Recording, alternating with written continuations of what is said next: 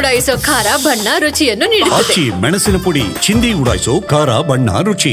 ರಾಜ್ಯದಲ್ಲಿ ಅವಧಿ ಪೂರ್ವ ಮುಂಗಾರು ಮಳೆಯ ಆರ್ಭಟ ಹೆಚ್ಚಾಗ್ತಾ ಇದೆ. ಎಲ್ಲೆಂದರಲ್ಲಿ ಗುಡ್ಡ ಕುಸಿತಿವೆ, ಮರಗಳು ಧರೆಗೆ ಉರುಳ್ತಾ ಇವೆ, ಅಲ್ಲೋಲ ಕಲ್ಲೋಲ ಸೃಷ್ಟಿಯಾಗಿದೆ.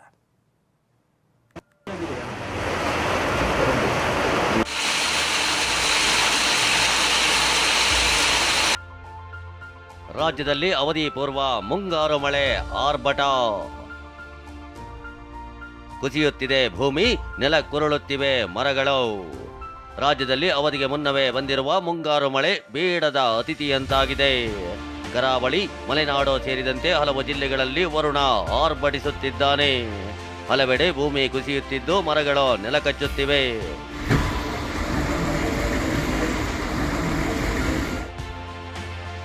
ಕೊಡಗು, ಮೈಸೂರಲ್ಲಿ ಅಂಗನವಾಡಿಗೆ ರಜೆ ಘೋಷಣೆ.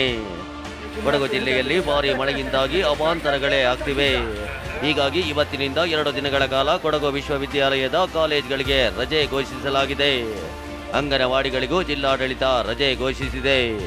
ಮೈಸೂರಿನಲ್ಲೂ ಮಳೆ ಮುನ್ಸೂಚನೆ ಇರೋದ್ರಿಂದ ಅಂಗನವಾಡಿ ಕೇಂದ್ರಗಳಿಗೆ ರಜೆ ಘೋಷಣೆ ಮಾಡಲಾಗಿದೆ.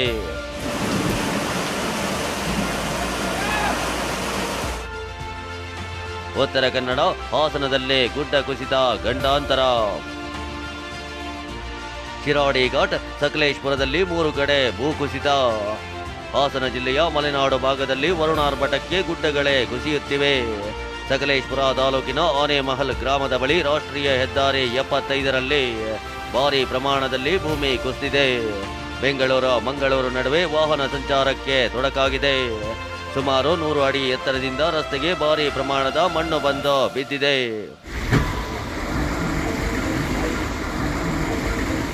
ಇನ್ನು ಇದೇ ಬೆಂಗಳೂರು ಮಂಗಳೂರು ರಸ್ತೆಯ ಶಿರಾಡಿ ಘಾಟ್ನ ದೊಡ್ಡ ತಪ್ಪಲು ಗ್ರಾಮದ ಬಳಿ ರಸ್ತೆಯಲ್ಲಿ ಆಳವಾದ ಗುಂಡಿ ಬಿದ್ದಿದೆ. ಇದರಿಂದ ವಾಹನಗಳು ಕೆಟ್ಟು ನಿಂತಿದ್ವು. ಮತ್ತೊಂದೆಡೆ ಸಕಲೇಶ್ಪುರ ತಾಲೂಕಿನ ದೋಣಿಗಾಲ್ ಮತ್ತು ಅಡ್ಡನಗುಡ್ಡದ ಬಳಿಯೂ ಭೂಕುಸಿತವಾಗಿದ್ದು ವಾಹನ ಸವಾರರಲ್ಲಿ ಆತಂಕ ಶುರುವಾಗಿದೆ.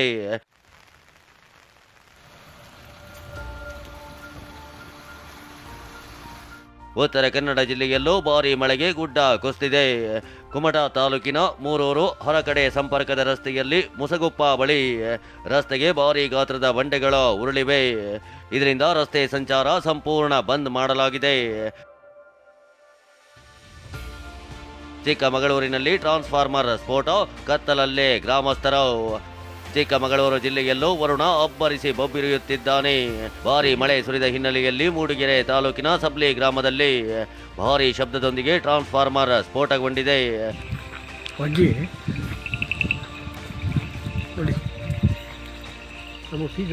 ಟ್ರಾನ್ಸ್ಫಾರ್ಮರ್ ಸ್ಫೋಟದಿಂದ ಇಡೀ ಗ್ರಾಮದ ವಿದ್ಯುತ್ ಸಂಪರ್ಕ ಕಡಿತವಾಗಿತ್ತು. ಕತ್ತಲಲ್ಲೇ ಗ್ರಾಮಸ್ಥರು ರಾತ್ರಿ ಕಳೆಯುವಂತಾಯಿತು.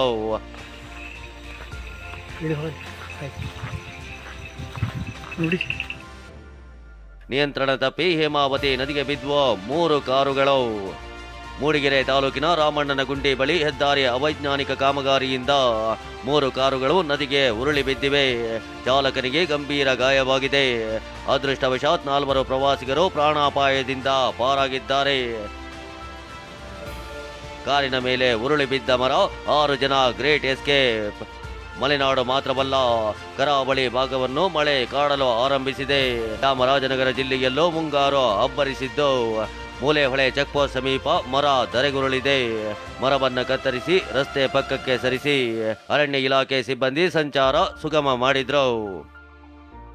Bureau report, TV9.